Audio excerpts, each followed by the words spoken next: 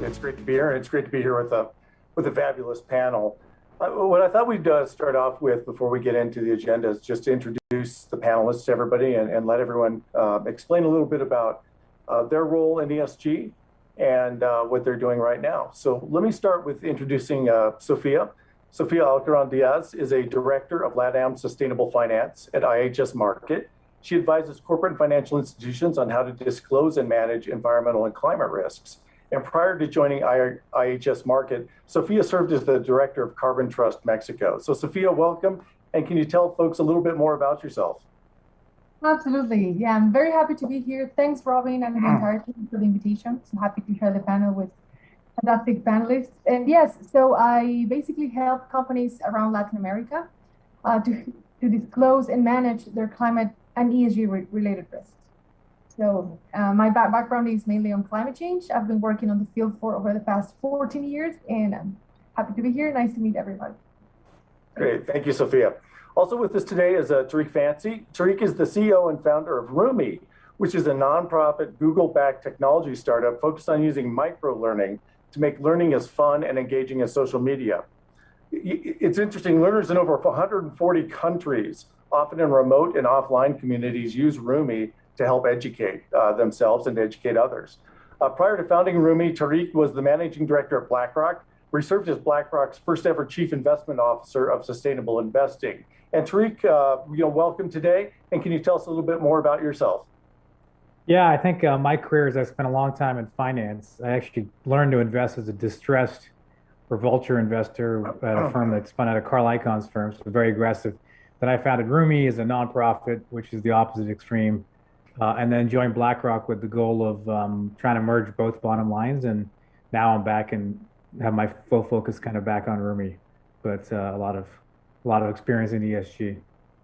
Looking forward to hearing from you on kind of your view of ESG in corporate America as well. So thanks for joining us. Also with us is Christel Saab. Christel is the Unit Chief Environmental and Social Risk Management at the Inter-American Development Bank, a position she has held since October of 2020. And prior to taking on that role, Christel held some key positions at IADB, focused mainly on the operations of IADB. And Christel, thank you for joining us today. And can you tell us a little bit about yourself? Hello, Bill. Hi, everyone. So excited to be here. And thank you for the introductions. I've been in the development financing world for over 15 years. Seems like a lot. But I've done a lot of different types of positions, both in the corporate level, but also in the field, in the operational level, where you have to kind of put up your sleeves and dig into project design, preparation, implementation, and also deal with the management of a lot of ESG issues. Currently, I'm super interested in a particular way of MDB. So multilateral development banks, our mission is usually very humble and to the highest value because we want to reduce poverty, inequality, and we want to be able to also improve economic growth for countries, in our case, in Latin America and the Caribbean. And usually when you work in an MDB, you say, okay, I'm done. I'm doing my part. I've done, the best I could do. But then when you incorporate ESG considerations, you realize that the how you do it is also very important, right? So for me, is what I'm super excited about on discussing how incorporating ESG can improve even more the mission that we have. Well, great. Well, Christel, thank you as well for joining us today. And I think we've got a good agenda set up for everybody here, and I think everyone will learn a lot, not only about ESG, but some of the thoughts behind it, what's right with it, and what's wrong with it right now as well. So let's start off. Sophia, one of the things that's I think confusing to people is what is ESG? There's ESG, CSR, all these different acronyms, and maybe more importantly, what ESG is not. Can you kind of explain that and help educate all of us on that? Absolutely, sure. So let's start with what ESG is, and then we can move on to the what isn't ESG. So to start off, ESG is environmental, social, and governance matters, right? And in general, there are two perspectives, one from the buy side and the other one from the sell side, investors and corporates, right? But in overall terms, ESG is, I would say, an overarching framework to disclose ESG materiality and assess how a company manages risks and opportunities from a changing market and non-market conditions. So that's basically the definition. So it's important to define that ESG is not about value, it's about the ability to create and sustain long-term value in a rapidly changing world. So just to give you a little bit of like a snapshot of what environmental, social, and governance factors are. So environmental pertains everything that is related to the environment, of course, the use of renewable and non-renewable sources, water, ecosystems, biodiversity. Social includes management of human resources, local communities, and clients, of course, employers as well, employees. And governance involves issues related to business, the business model, or common practices within the industry, but also includes the interest of broader stakeholder groups. So even when we don't have any universal categorization of ESG factors, right? And depending on the industry, depending on the sector, depending on the business model, ESG matters and differentiates from one to the other. We know what ESG isn't. So if I may, can I show you a slide that I created, if we have time? Give me 1 second. I should be able to pull it out in a second. Can you see my screen by any chance? Absolutely. Yep. Yes. Okay. So this is just a slide that shows what ESG is not. This doesn't mean that we shouldn't include these type of strategies into our own ESG analysis, right? It just means that ESG has evolved throughout time to now include more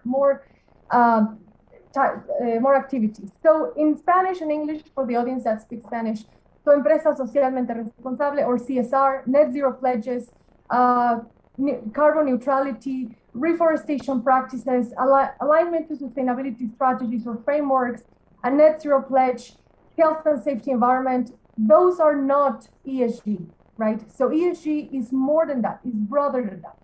And if we don't keep that in mind, if we don't have an adequate sustainability strategy, this could lead us to greenwashing practice. So I'll leave it there and we can come back. Great, Sophia. And you know, it's interesting, as you point out what it is and what it isn't. Crystal, as a development bank that's involved in funding some very significant projects throughout the Americas, how do you look at ESG and what it is and what it isn't? Sure. So for us, for example, we focus on the intricacy of how economic development relates to sustainability, right? So since we want to help countries develop sustainably, we have to look at ESG in terms of, for the E, respecting the environment, for the S, doing it in a social inclusion manner and respect for human rights, and in the G, with the utmost transparency and integrity values, right? So the way we incorporate ESG matters is I could say in all levels. So at the enterprise-wide level, we have in our mission or strategy, ESG is included. We also have in our policies, inclusion of ESG. So we have a specific policy for environmental and social aspects. And also it's included in our processes and also in our systems and in the projects that we finance. So it's kind of overall integration.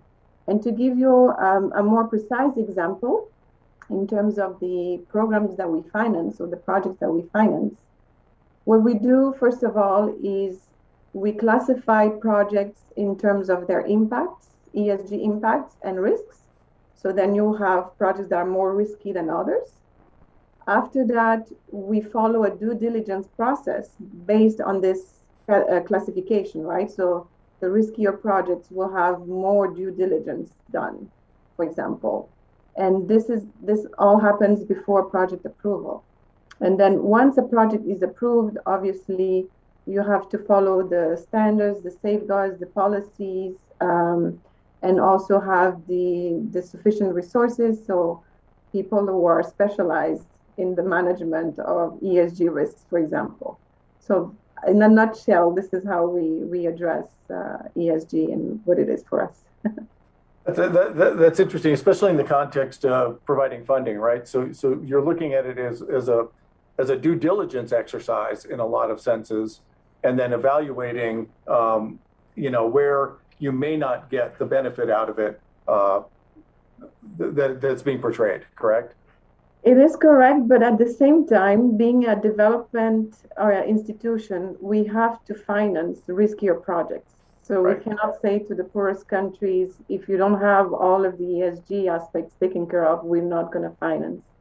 And so this is where we add this value of development is, although we are in a risky context, and we have to do the due diligence, what we also do in terms of ESG is making sure that we're building the capacity of the countries by following our standards. So we provide a lot of training, right? So it's not so much of a funding decision, more so, is more how do we make sure that the capacity is built or increased in the country so that they're able to manage those risks. And so the other important thing is that for a country who may have a lot of ESG risks that are very high,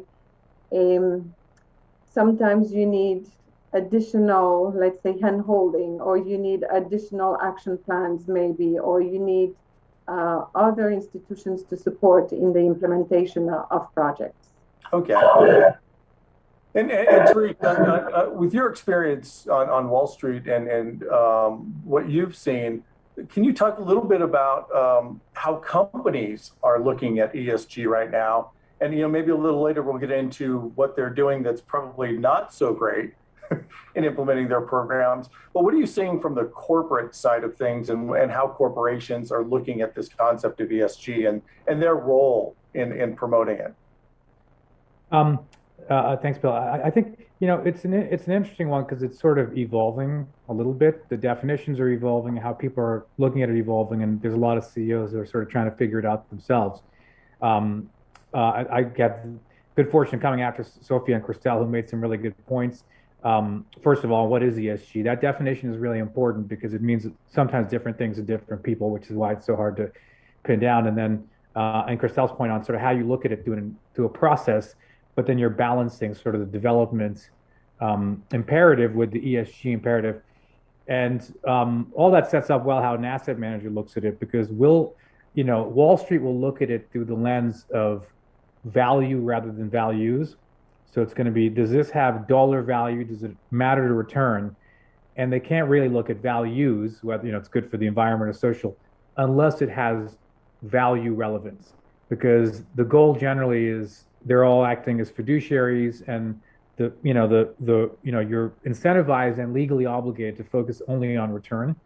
And so the way we would have looked at it in an investment process is to say, where does ESG data help us improve that process? Which, if you think about it, if ESG adds return to an investment process, it's kind of financial jargon or a proxy for saying, are responsible companies more profitable, right? And if you can use the data accordingly.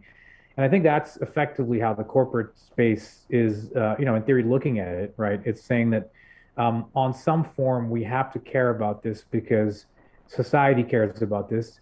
The traditional view in economics is if you have an externality, for example, pollution, the way you would internalize it and make companies adjust their behavior is probably through taxes and regulation. The other way you would internalize it is through society, changing their attitudes. And so young people want to work at companies that have better ESG footprints, or buy from, companies that do, and so on and so forth. And that is changing the landscape around many companies, which of course varies by industry and geography and so on. But it's meaning that they have to care on some level about, the risks and opportunities associated with their ESG performance.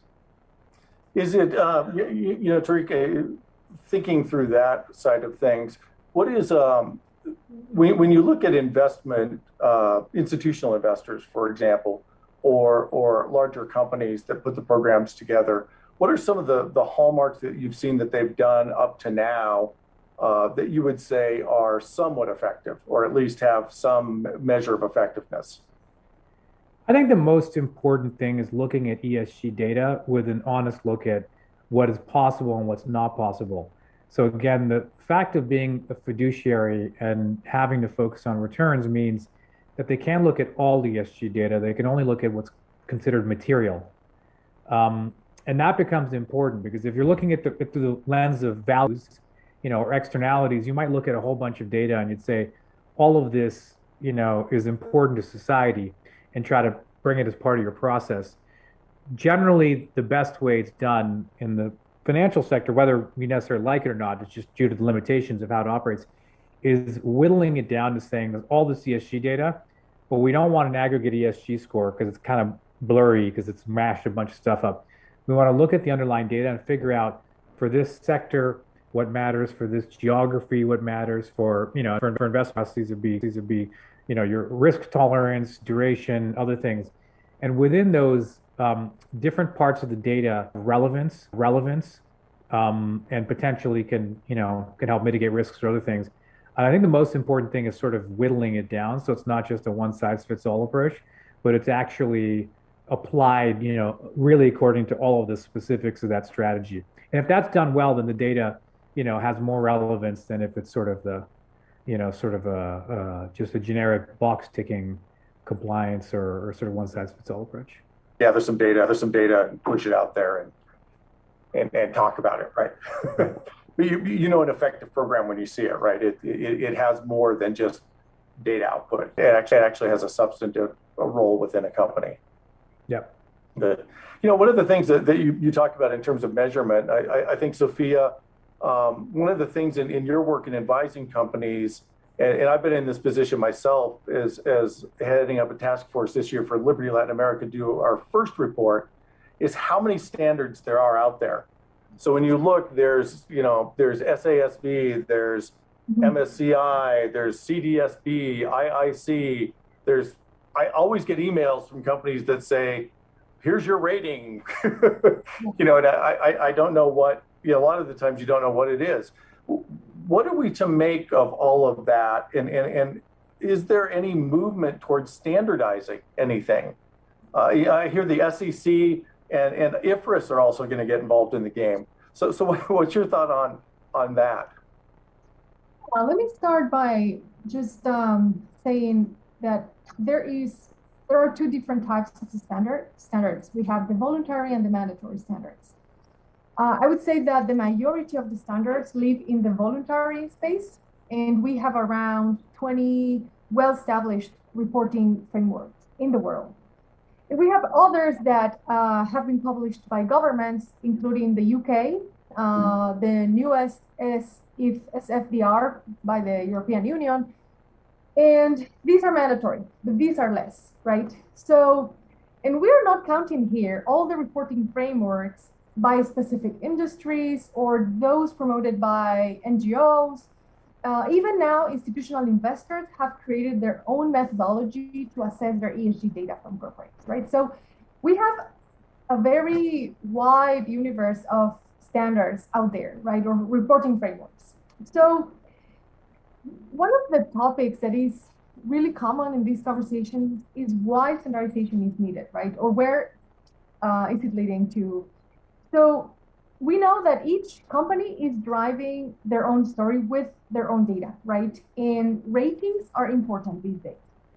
So standardization becomes important because there is a large number of reporting frameworks, as I mentioned, right?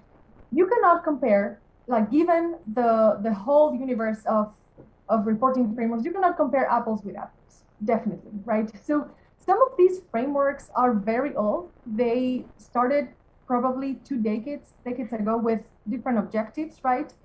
And you have a boom of new reporting frameworks after the Paris Agreement, right? After the adoption of the Paris Agreement, you see more and more, and even last year you had one additional reporting framework from the World Economic Forum. We have the World Bank, etc. Right?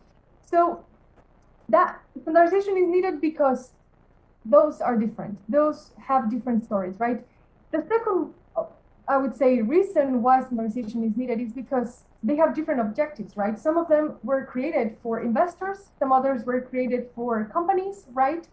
And then therefore don't have the same power, right? So it's not the same to talk about SASB than GRI or TCFD these days, right? An investor who is well versed with the ESG topic might have this understanding, but someone like a regular consumer or other stakeholder might not be very familiar with the types of frameworks, right? The third one is, well, standardization is needed by sector. So it's not the same to talk about the mining sector or the oil and gas sector, right? So they have different materiality, different transparency metrics. And in order to avoid confusion, regulators need to make that clear. And that is already happening. It's already happening in Europe. It's already happening in the UK, in New Zealand, right? So they are setting up the standards of what green is, of how and what needs to be disclosed and therefore managed. And we can talk about this in the next section, but I'll leave it there. Okay, and you know, it's interesting in thinking through that, Sophia. How do you consult with clients on the myriad of things that they have to look at when they're building an ESG program? What are some of the things that you talk to clients about for them to focus on? It really depends on the jurisdiction. So in the particular case of Latin America, we don't have yet regulators that are asking for this type of information. So it's up to the company to decide what is material to them, right? So what they want to convey. And there are frameworks like SASB that is very oriented to investors. We have GRI that is very oriented to find materiality. We have TCFD that is oriented towards climate risk disclosure, as well as management. So it really depends on what the strategy of the company is, because some of them, and nowadays, for instance, in TCFD, allows the company to set up metrics that are aligned to the science, right? So if the company wants to set up, let's say, a net zero pledge or wants to align to the Paris Agreement goals, right, they might need to use one of these methodologies, right? TCFD aligned with science-based targets, for instance, right? They have to be combined, they have to work together. Otherwise, it's just words, right? It's just qualitative information, which could be a challenge for companies, right? Having only qualitative information instead of quantitative information might not be telling the story they want to tell, right? Okay. And Crystal, interestingly, I know you started your role in October of 2020, and not surprisingly, in September of 2020, the IADB adopted the Environmental and Social Policy Framework. As the Board of Governors, and as I assume you were involved in the process putting together the framework, how did you think about what mattered to a development bank as an investor in both countries that are, you know, fairly sophisticated in the way they handle this, and countries that haven't even begun to address all aspects of ES and G? Sure. So that's true. So in 2020, last year, the IDB took two key decisions to show its commitment in ESG. So is the approval of this environmental and social policy framework you just mentioned is one of those. And then the creation of the unit for which I'm the chief right now, which is the Environmental and Social Risk Management Unit. And it is very important because we had an evaluation that showed that it would be important to have the risk management office have a key role in terms of ESG risk management. That gives it more independence, but also that gives it more, let's say, vigor in terms of making sure that we are doing the appropriate risk management activities of identifying risks and assessing and mitigating them. So it is definitely kind of putting your money where your mouth is in terms of the IDB's commitment to ESG. And in terms of the policy framework that we have now, we're trying to do what also Sophia just mentioned in terms of harmonizing between the MDBs, the multilateral development banks. So the new policy framework aligns with the IFC framework, which is one of the highest standards in terms of following ESG aspects. And so we are now harmonizing, and also within our framework, we have what we call a common approach, because we know that the countries in Latin America and the Caribbean, they get financing not only from us, we are the leading financier in the region, but they also get financing from the World Bank, as I mentioned, IFC and other development partners. So for them, it would be following different standards, right? Which is not appropriate. So the common approach allows us to say, okay, so if you're already following the World Bank standards, for example, the approach is common to ours, and there's no additional requirements, no, for the projects we finance. So in that sense, we're trying to help the beneficiaries, the countries. And Crystal, do you build into that? One of the things that, and Tariq will get into this in a minute, that I think is somewhat of a criticism of international funding agencies is what's the follow-on audit that you do afterwards to ensure that those goals that you had set out as part of the funding are actually met when the project is completed. Putting together the framework, did you take a look at that too? And from a risk management standpoint, build in some back-end controls as well to make sure that the goals were met? Yes, definitely. And that's very key, what you're saying. So the monitoring happens throughout the project and not only when it has ended. Some of the lessons learned we have incorporated are, for example, we have established a mandatory grievance mechanism for all of the projects that we finance that allows communities or people that are affected by the projects that we finance to have a way of saying, okay, whatever you're doing in this project is affecting us, and we have a grievance and we want to voice that. So this is one of the controls that we are giving to the communities, right? But we also have other controls that we also set in place in terms of following on a very regular manner during the lifetime of a project if the ESG risks are being mitigated, if not, what kind of corrective actions to put in place. And all of this is documented, and all of this forms part of the monitoring system that we have. Okay. Good. And Tariq, thinking about that, I think one of the things that you've had some criticism of ESG programs in the past, and I was reading some as well in terms of carbon emission reduction programs, and really, I think there have been some studies most recently published in PNAS and also in carbonplan.org, kind of taking the shine off some of those programs and saying, there's really not a great way to measure how effective they are. What is, from your perspective, when you look at all of the ESG reports that come out there, and I'm sure when you did your due diligence at BlackRock and you talked to people about ESG programs, you would walk away thinking, I can't believe that climate change is an issue because everyone's got these great programs, right, to fix it. But what are some of the criticisms that are there about programs that really don't make them as effective as they look on paper? I think the biggest challenge is that there's a belief that ESG creates social impact, and that is not proven at all.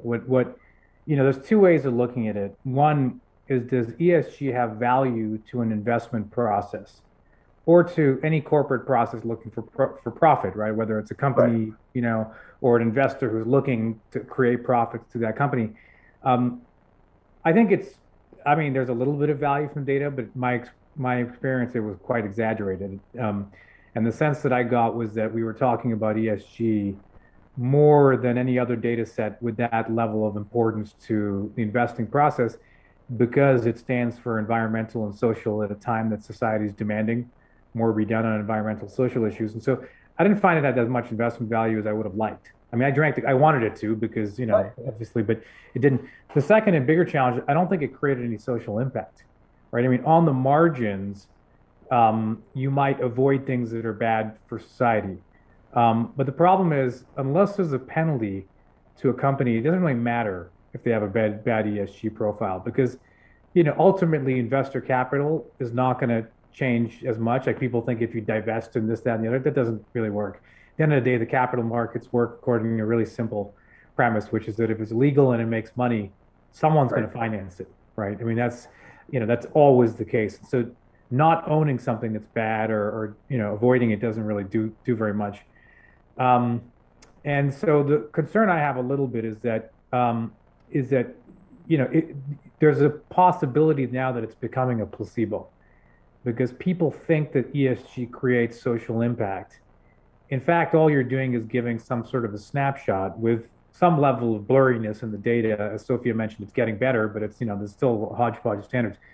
So you have something that sort of is around reporting and the reporting is getting better. But even as the reporting gets perfect, there's no substitute for the fact that you have two things that work against you.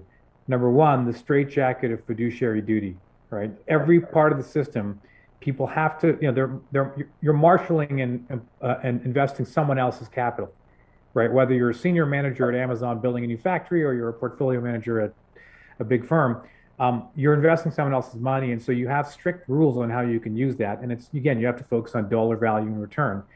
That gets combined with persistent market failures, right? And so you end up in situations where, I would talk to portfolio managers and they'd say, listen, for some strategies, it's a 30-year real asset strategy. You've got buildings and, you have to think about climate risks.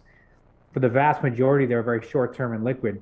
And so I'd have portfolio managers sort of say, listen, ESG is great. The information is nice, but we have a 3-month hold period. So it doesn't matter to us because climate change can happen in 10 or 20 years or it's not happening in this region or this geography or whatever.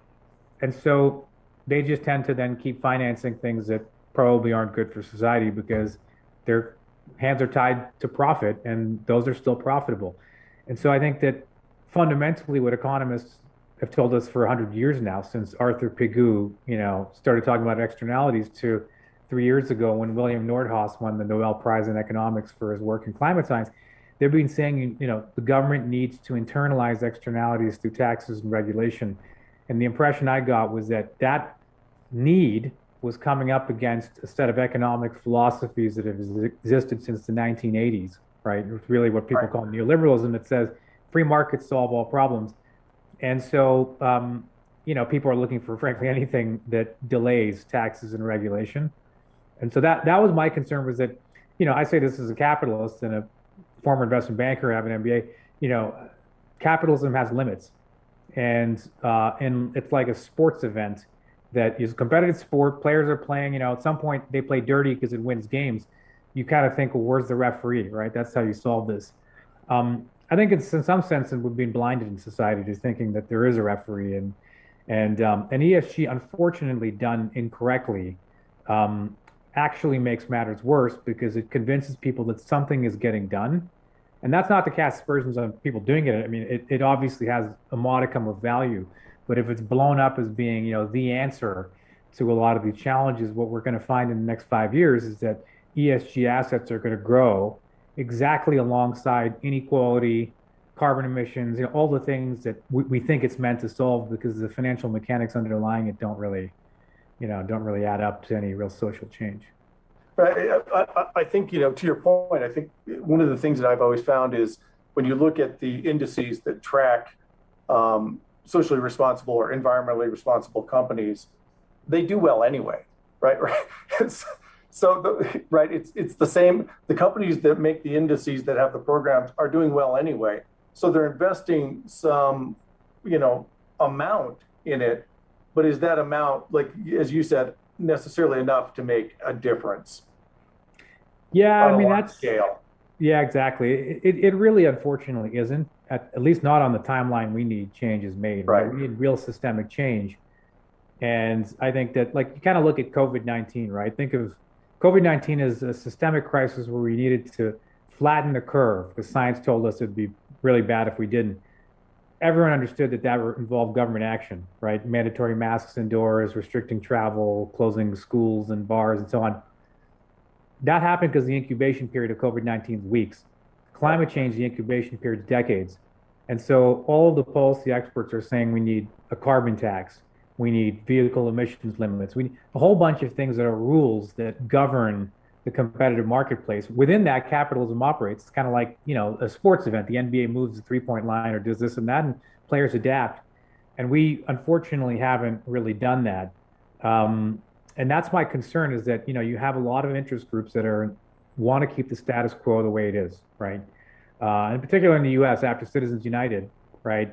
11 years ago and all this money in politics, it's tough to change things. And that's where, the concern a little bit is that, if you use a sports analogy, ESG is kind of like rating players on their sportsmanship, right? Their good sportsmanship, the lady being.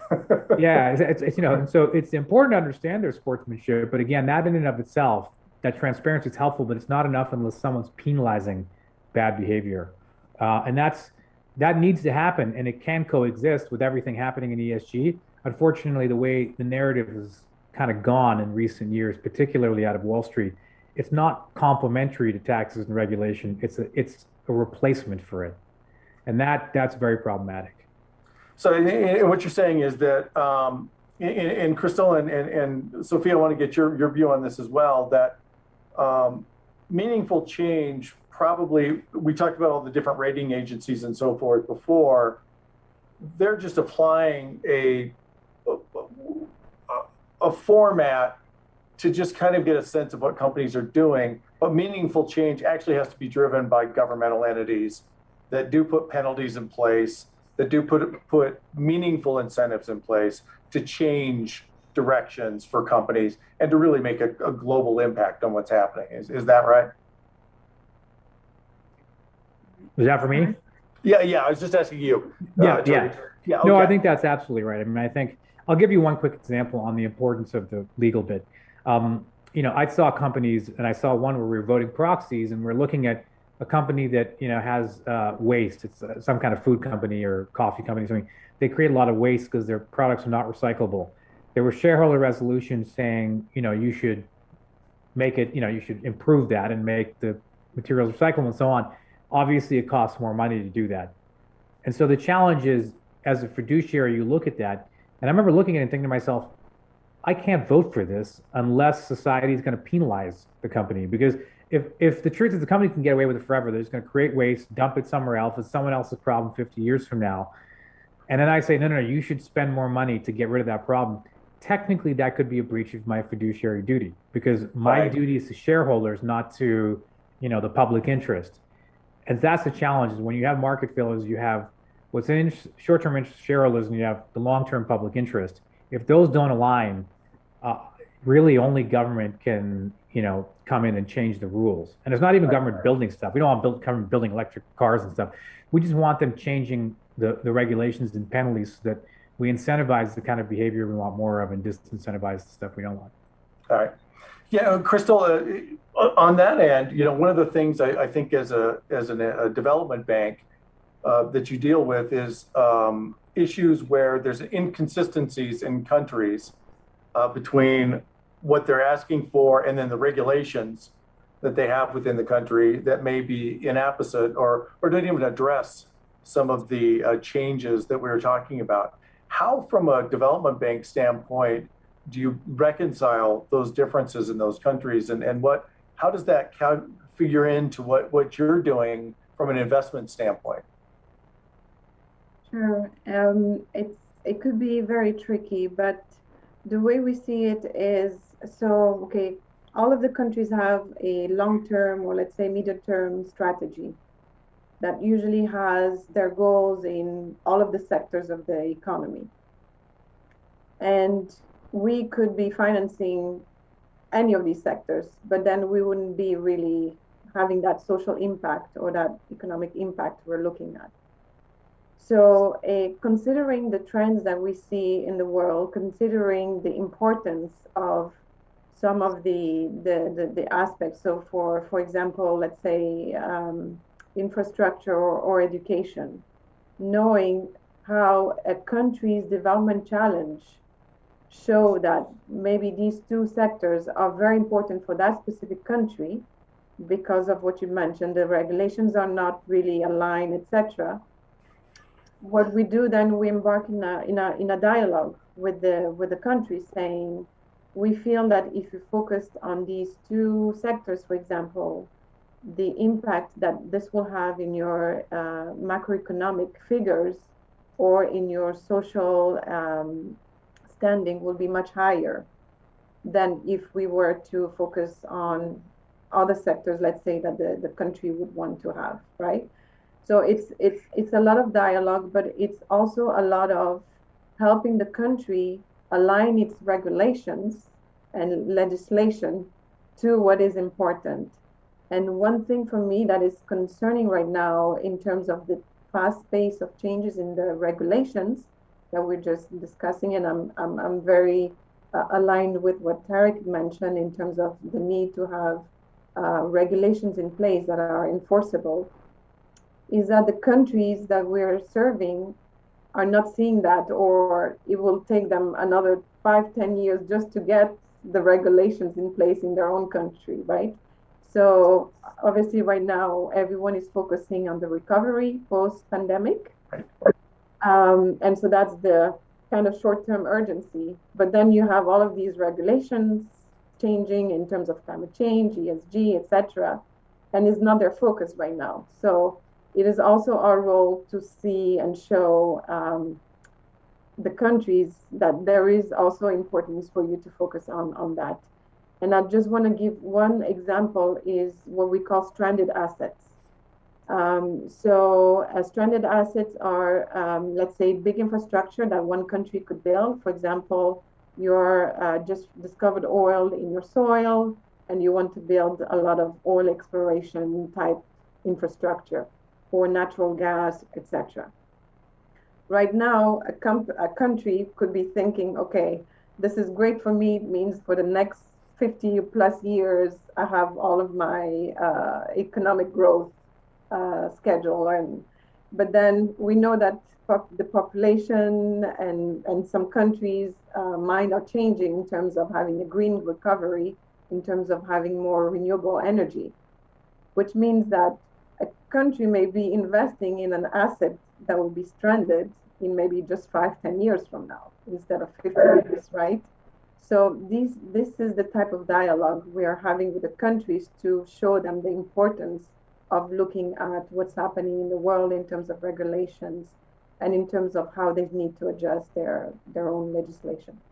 And then do you replace restrict, or do you replace, or do you create incentives for companies in the funding that if they do pass legislation or kind of things, there'll be more funds available, or how do you handle the incentive side of things?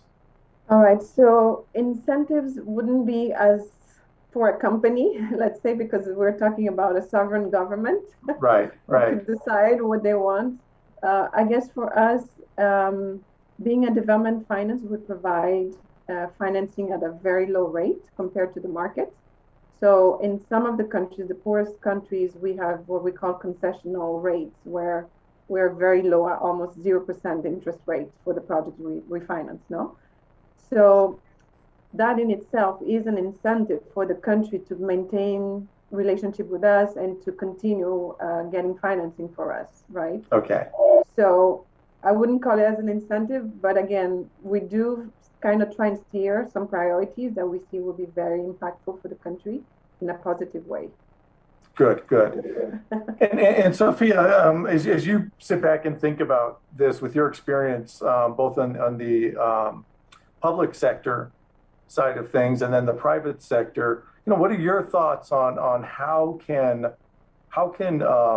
governments, how can NGOs, how can companies think about an ESG program that addresses some of the issues we've talked about in terms of effectiveness and begin driving, at least on a company by company level, change that matters within that company, and hopefully other companies will follow on that pathway, rather than just greenwashing or producing a nice program that really doesn't do much. Right.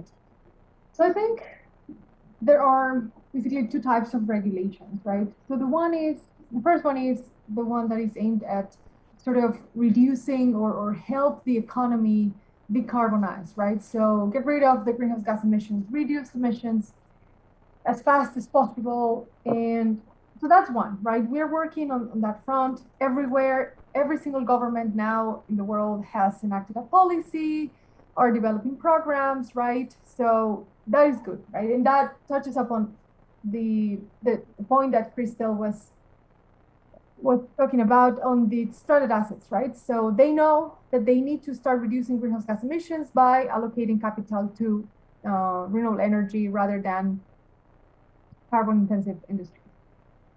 And then there is the other pillar, right? We have the ESG regulation. So the financial sector, and we learned these in the subprime crisis, right? We learned that the financial sector needs to be regulated.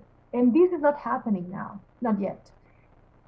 And while the first one, which is the decarbonization type of policies, move forward, we are not seeing the same movement in the ESG side of things or in the capital market side of things, right? So we need to combine both, right? And this is not happening yet.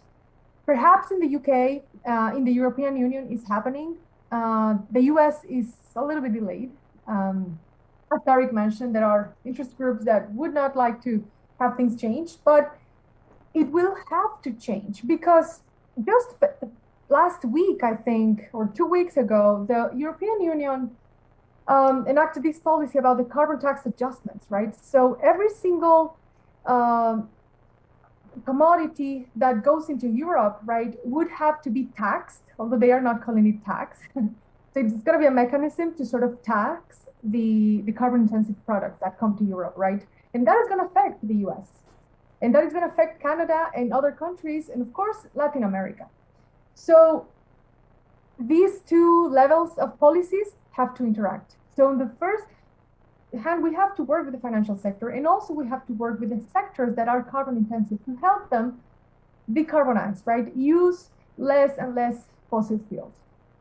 And well, in Latin America, things move slower than in the US sometimes, but Latin America, for good or bad, is very connected to the US. So I'm talking perhaps more as a Mexican national. Mexico is very connected to the US. 75% of the exportation goods go to the US or more, probably more. And so in terms of commerce in commercial relationships, trade relationships, there has to be a conversation, right, on both sides. Financial sector, so the multilateral banks, tier 1 and tier 2 banks would have to be at some point regulated. And it's not only that, because multilateral banks sort of are regulated, Christelle already told us that, but banks in the financial sector, institutional investors that sort of provide the resources to make things happen, would have to align to whatever is happening in Europe, right? To whatever is being called green from nowadays. I'm on words. But it also seems like, Sophia, when you talk about that and you think about what Tariq had said earlier, the incentives need to be aligned, not, I think, necessarily along investment lines, because as Tariq said, I don't think you interfere with that fiduciary duty, right? That you're going to invest in the highest return option possible, but it has to be with the governmental intervention in making sure that companies are going the right way, and hopefully changing some of the behavior of companies, hopefully not by implementing an exhaustive set of regulations that just sits there and nobody checks in on it or something like that, but by an actively managed system of incentives and penalties.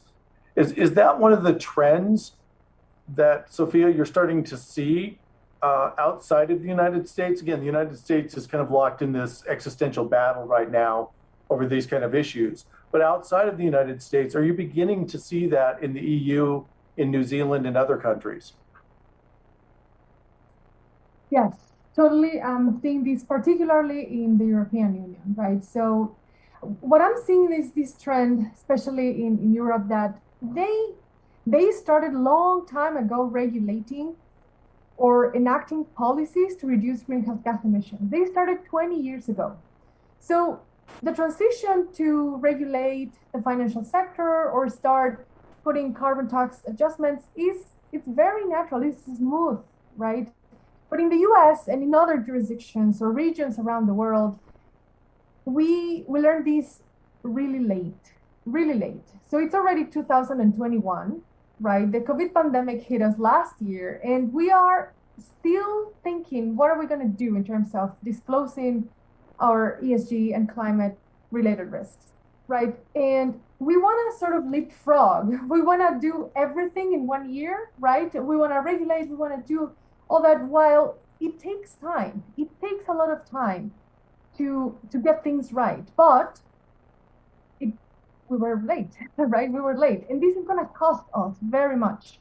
This is going to cost the companies, this is going to cost the financial sector, and this is going to cost individuals, because at the end, the cost is passed through to the individuals, right? If there's an increase in the cost of any commodity or of any product, right?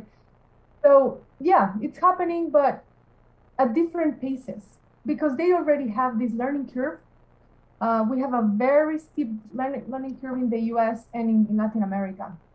So we are moving fast, but not as fast as we would have to, and not at the pace as the climate change catastrophic events that happen in the near future. Well, we've only got a few minutes here, and I think we've covered a lot of ground on not only identifying what ESG is, but what companies are doing for it, what development banks are doing, investors, some of the issues with it. Briefly, and let's start, Crystal, with you, and then I'll go to Tarek and Sophia. What are the trends that you see? What are something that you see over the next 2 to 5 years? Let's just say one thing that you think is going to change for the better when it comes to ESG reporting and ESG programming or programs. So one trend that I feel is happening and see it fast and furious is seeing climate risks as a financial risk. So there was a long debate first of whether climate change really exists or not. We're past that. And then there was also some kind of debate of whether climate change applies to anyone, companies, governments, or people. And I think we're now accepting that it impacts all of us. What is now important, I feel, is that people, companies, governments are realizing that this has a financial implication for them as well.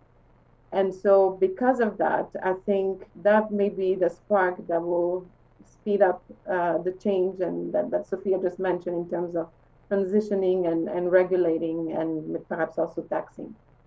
So yeah, I'll stay there. Thanks, Crystal. Tarek, what do you think? I would say I agree with what Crystal said. I think you'll see growth in a bunch of these areas, climate risks being one of them. I think my hope is that you'll also see a growth in people sort of understanding the limits of that also, right? Because something like climate risks even, it's risks to your portfolio, right? Not to the planet.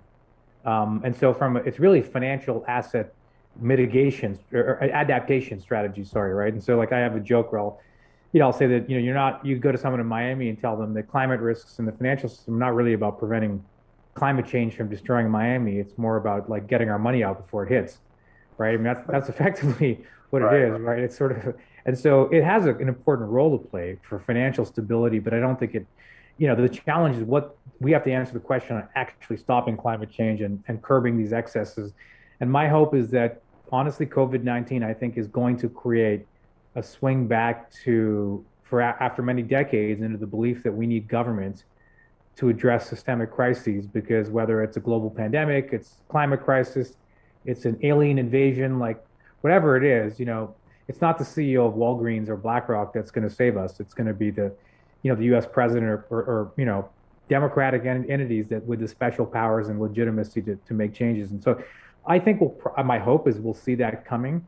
And I think that actually is probably good for the ESG movement practiced correctly, because if ESG is a metric for understanding good sportsmanship and the good citizens, well, it's always better to be a good sportsman on the field if there's a referee who's penalizing, bad sportsmanship and giving red cards out to the dirty players. And I think on some level, ESG strategies, and it becomes a lot more important if there are actually penalties being applied to misbehavior. Agree. And Sophia, you get the last word. I get the last word. Very challenging. So yeah, I completely agree with Tariq and Christelle. I would probably add a couple of points to that. So I see as a trend the increased ESG sensitivity. We will see more ESG, cross-asset ESG integration. We will have more industry-focused tools, active ownership, right? We saw last week or a couple of weeks ago the Exxon scandal, right? So more pressure from stakeholders. But apart from that, in terms of subjects, I see also biodiversity loss risk, right? So the recently announced Task Force on Nature-related Financial Disclosures, right, the TNFD, will also shape how investors, institutional investors, will see biodiversity, right? So this is coming next, and it's huge. I would say it's actually bigger than climate risks. That's one. And the last point I would like to make is technology, right? So we are seeing more and more artificial intelligence, machine learning, and Tariq, of course, can speak to this, but this type of technology will allow us to basically watch where greenwashing is happening, right? So whenever you have the ability to match the sustainability reports with what is really happening at the local level, using local news, Twitter, Facebook, etc., you will have a way to really find loopholes in the reporting. So I would say technology is one of the big assets of our time. Thank Absolutely. you.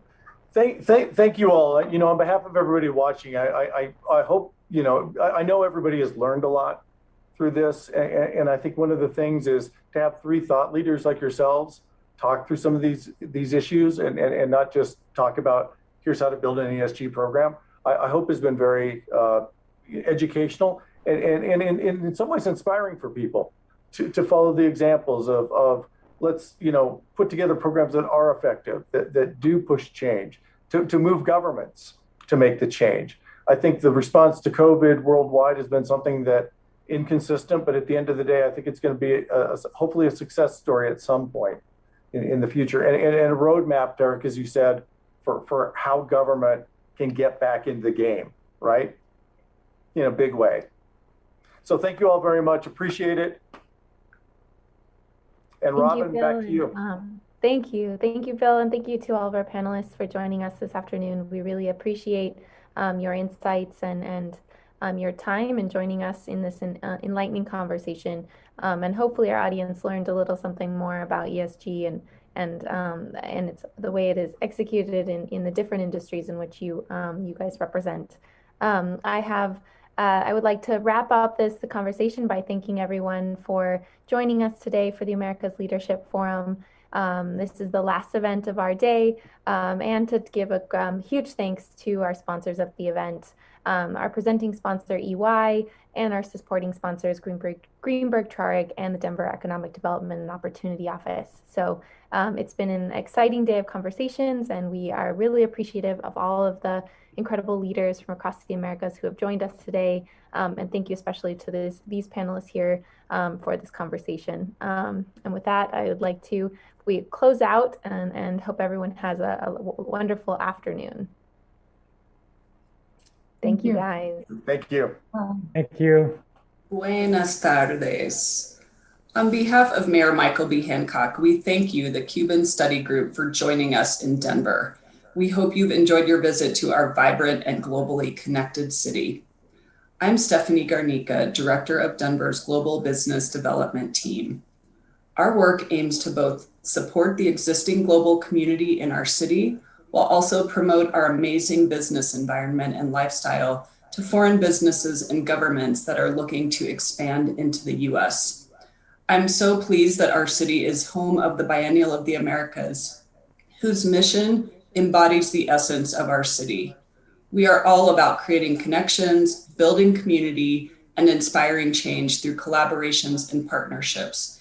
And the work of you and the Biennial of the Americas is critical to making that happen. Thanks to all of you for engaging and sharing your insights to strengthen our international ties for stronger and more meaningful relationships that will benefit all of us in the Americas. We wish you well, and thanks again for participating.